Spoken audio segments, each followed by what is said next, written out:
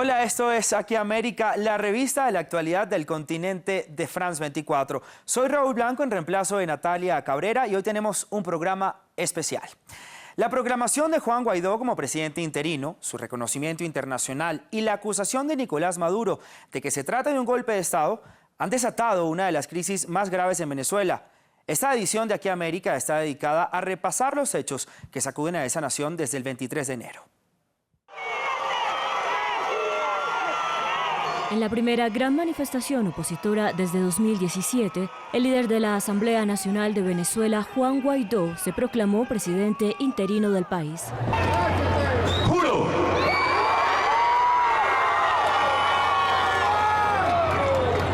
Asumir formalmente las competencias del Ejecutivo Nacional como el presidente encargado de Venezuela. De inmediato, Estados Unidos, Canadá y una mayoría de países de América Latina lo reconocieron. Nicolás Maduro rompió relaciones con Estados Unidos, acusó a Trump de promover un golpe de Estado y dio 72 horas para la salida de sus diplomáticos. La Casa Blanca respondió desafiante y lo calificó como expresidente ilegítimo. El ministro de Defensa, Vladimir Padrino, expresó el respaldo de las Fuerzas Armadas a Maduro. Bueno, alerto al pueblo de Venezuela que se está llevando un golpe de Estado contra la institucionalidad, contra nuestra democracia, contra nuestra Constitución, contra el presidente Nicolás Maduro, presidente legítimo de la República Bolivariana de Venezuela. La tensión tomó visos de una nueva guerra fría. Mientras Rusia, Irán, China, Turquía, Cuba, Bolivia y Nicaragua anunciaron su apoyo a Nicolás Maduro, Donald Trump dijo que no descartaba ninguna opción ante la crisis y anunció $20 millones en ayuda humanitaria. Washington retiró el personal no esencial de su embajada y Caracas abrió un periodo de 30 días para negociar una oficina de intereses estadounidenses en el país. El Consejo de Seguridad de la ONU sesionó sobre Venezuela. España, Francia, Reino Unido, Portugal, Países Bajos y Alemania dieron a Maduro 8 días para convocar a elecciones. Caracas lo rechazó. ¿De dónde sacan ustedes que tienen potestad alguna para un pueblo soberano darle plazos o ultimátums? ¿Dónde se les ocurre semejante acción injerencista, yo diría hasta infantil? Estados Unidos anunció sanciones contra la petrolera estatal PDVSA y su filial Citgo y que pondría a disposición de Guaidó otros activos y cuentas venezolanas. Guaidó nombró representantes diplomáticos en Washington, en 10 países latinoamericanos, en la OEA y ante el Grupo de Lima. Nicolás Maduro prosiguió sus visitas a guarniciones militares.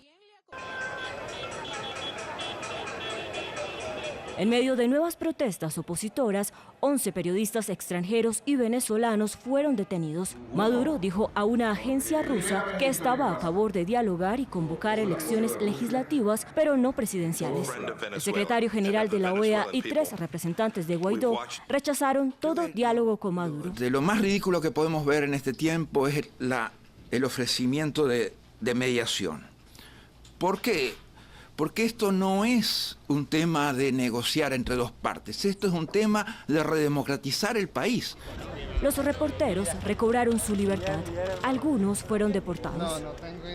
Juan Guaidó presentó su plan País para la Transición. Y el Parlamento Europeo, con 439 votos a favor, 104 en contra y 88 abstenciones, lo reconoció como mandatario interino. Hubo una manifestación chavista en apoyo a PDVSA. Nuevas manifestaciones están convocadas. El pulso entre gobierno y oposición en Venezuela parece estar sin retorno. Por ahora, sin una solución a la vista. Y es que hace tan solo 3 semanas, Juan Guaidó era una cara totalmente desconocida para el mundo.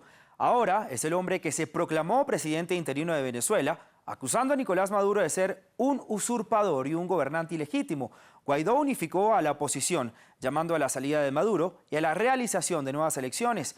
Ya obtuvo el apoyo de naciones clave de la región y el mundo, como Estados Unidos, pero otras, como Rusia y China, no lo reconocen.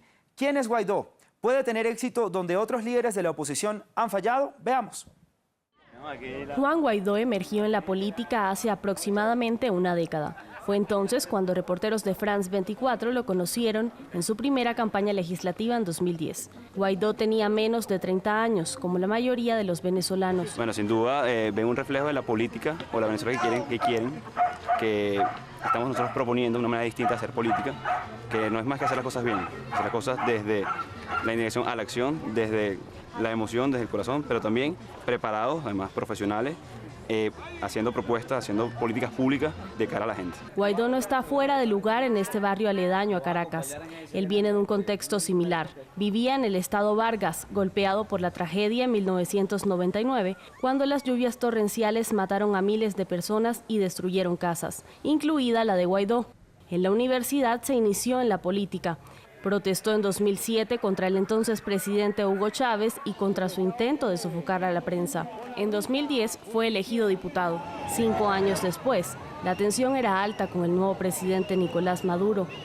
Guaidó comenzó una huelga de hambre con varios parlamentarios exigiendo elecciones legislativas. Cuando se celebraron en diciembre, fue elegido diputado suplente del Partido Voluntad Popular, del que es miembro fundador junto a su mentor Leopoldo López.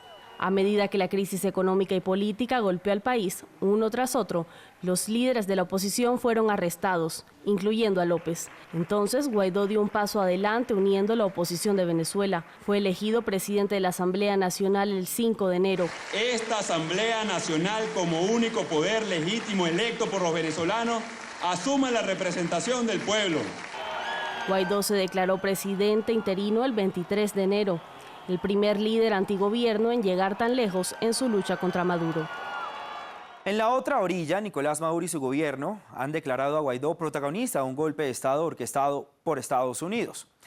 En lo que luce como una nueva edición de la Guerra Fría, cuenta con el respaldo de Rusia, China, Irán, Turquía, Cuba, Bolivia, Nicaragua, lo que ha convertido la crisis venezolana en una cuestión mundial. Trump y sus asesores se han negado a descartar una eventual invasión. Incluso John Bolton, asesor de seguridad nacional, protagonizó un curioso incidente al dejar ver en su libreta la frase 5.000 tropas para Colombia. Una carpeta, una guerra psicológica infantil de niños. ¿Ustedes la vieron? Con una carpeta diciendo vamos a mandar 5.000 tropas a Colombia. Esa es la forma infantil de dirigir una política exterior desde la Casa Blanca. Por eso digo, nervios de acero, calma y cordura, confianza en nuestra fuerza y máxima movilización militar en favor de la lealtad. Pero es que en esta crisis el fiel de la balanza son los militares de la cúpula de la Fuerza Armada Nacional Bolivariana, que aún se mantienen fiel a Maduro, y así lo han manifestado desde el primer momento.